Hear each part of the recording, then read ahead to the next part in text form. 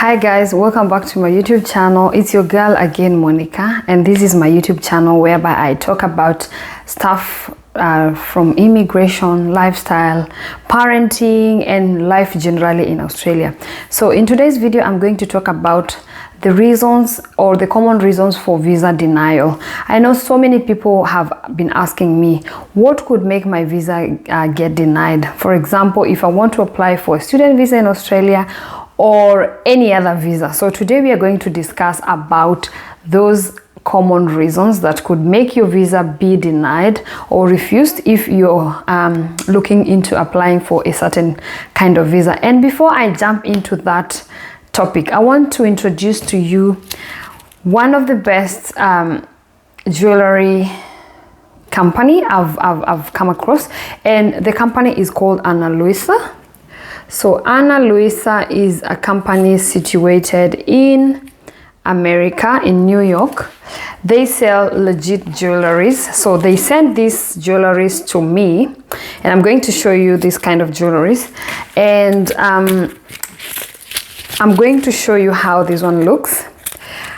I've opened a few, and to be honest, I've loved it. This one I want to open with you today, so that you can see how they look. So far so good. The one I've worn is quite nice. It's long lasting. It looks long lasting. It is hypoallergic. It is water resistant. That means you can swim with it. You can go into the swimming pool with it. So this is a beautiful chain. So from what I can see, this is golden, very nice chain, as you can see. So this November, Analuisa have a 35% offer on their website. If you can head on to their website if you want to get some jewelries for your friends or family, or even for yourself, or either you want to give someone, it's high time you head on to Analuisa's website and get yourself or your loved ones a piece of jewelry, and tell me how you find them. And I'm very sure you're going to love them as I've loved them. So far so good. I haven't seen any problem with them. I've had reactions in the past with other jewelries, but I haven't felt any reactions from these Analuisa's products. So I'll put the link down in my description box, and go ahead and click so that you can purchase or you can get yourself these jewelries. Remember, they ship all over the world, so you can buy them from wherever you are, whether you're in Kenya, you're in Canada, you're in wherever you are, wherever you're watching this video from, they are able to ship the products to you right at your doorstep. So click on the description box and get yourself some jewelries. Now let's jump into the video. Now I've written some common reasons that will get your visas denied. And number one, if you give incorrect information to the department while doing your application. For example, there are so many questions that they will ask you, ticking boxes, giving answers. Now, for example, if they ask you, have you ever committed any criminal, do you have any criminal record, or have you ever done any criminal thing? Have you been convicted? And if you answer no, and maybe you've been convicted before, you've done a criminal, you've been involved in criminal encounter, and they find out, because they're going to ask you for a police clearance from your country, and definitely most of the time if you've been convicted, it's going to appear on your police clearance, or in Kenya we call them good conduct. So if you've done anything that is criminal, or it's out of law, or you've broken the law, and it is found that it is such a big, or it could be a small thing, but it might appear on your police clearance. So once that one is written on your police clearance, definitely the immigration will be able to see that. And guess what? If you've given incorrect information, you've said you didn't do the criminal, you don't have any criminal history, and they find out you have one, that one is they're not going to discuss that with you. They'll definitely give you a visa refusal. So it is very important, it is very vital that every information you're filling is correct information. Do not lie. You don't have a reason to lie, because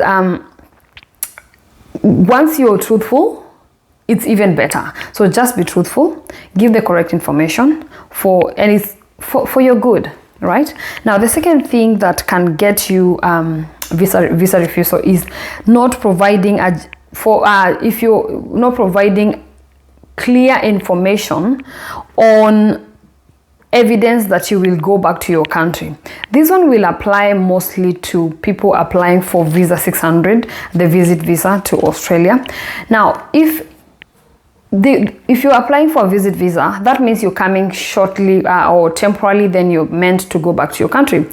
And if you don't show the department or the case officer that you're genuinely coming to visit and going back, and for you to show that you're going back, they need to see evidences of, maybe you have a family, you show marriage certificate, you show birth certificates of your children, and that may not be really enough. They want to see, do you have a job? Do you have school? Do you attend school, and maybe you have exams coming and you're meant to go back to school? They want to see, do you have assets? Do you have properties? Do you have salary coming? They want to see your pay slips. They want to see that you have an income, that there's something you're doing about yourself. They want to see bank statement coming in of money and going out, so that they can tell that clearly there's something you're doing back in your country, and you don't have a reason to come into this country and not go back to your country. That is definitely what they want to see. So it is very important that you provide every single detail. And for this such kind of visas like 600, we've had an encounter with this visa. We tried to apply for one of our relatives, and without an agent, of course, and let me tell you, it was a denial. Definitely, we've had a denial, and I've learned this. I'm telling you this from experience. Sometimes it is good for such kind of visas, just go to an immigration lawyer or an agent, let them advise you properly. And sometimes it is even better if you don't trust yourself properly, let them do it for you just at a fee, because they know well what the department requires. And again, also, it is good that you make an informed decision. Let them advise you, and then go yourself on the Department of Home Affairs and know what documents they require. I did another video and I talked about the importance of having information. Informed decision is very important. Don't rely on all the information we give you here only. Also go on the Department of Home Affairs and dig for yourself. Get to know what they require in these kind of visas. Alrighty, now the next thing that will get you visa refusal or denial is fraudulent documentation. And this one has been very rampant, especially in the recent past. People have been providing very fake documents, and for example, bank statements. They've been providing academic documentation that are not correct. And this one people have been caught. Let me tell you, people have been caught. Definitely most people don't want to talk about it, and people don't want to say this, but it is important that I tell you, my people, that you providing the correct documentation, it makes things easier for you. You providing fraudulent documentation makes things hard for you, and of course you don't want things to be hard. You want things to be smooth. You want things to be very easy for you. So provide correct documentation. Any little documentation that you're providing, make sure that is correct and it is not fake. The next thing that might make you get a visa refusal or denial is health problems. Now, this one will work very well with permanent visas. For example, if you're looking into a permanent visa like PR, you're looking at 491, which is work visa. You're looking at such kind of visas. So for example, you have cancer. The government will just see that as a liability, because in the future you will require a lot of health support from the government, and especially financially, and therefore they are going to see that as a financial burden to them, and definitely they will most likely deny you the visa, because they do not want any stress or stressing on their financial system. So I know that one might really, if you have any health problem that could cause you not to get a visa, I think it would be even better not to go ahead and apply. However, it is my own opinion. It is good to get an opinion from the immigration agent or a lawyer, but I would think, instead of you using a lot of money, spending a lot of your resources applying for these visas, because these visas are quite expensive, and you can imagine, especially the permanent visas, they are very expensive. You spend a lot of thousands of dollars, actually hundreds of dollars, tens of thousands of dollars. So if you imagine that you're going to spend all that and then it's going into the drain, there's no need. So make an informed decision, make the correct decision for yourself, so that you don't end up being stressed, losing money, and not getting the visa at the same time. All right, the other thing that you could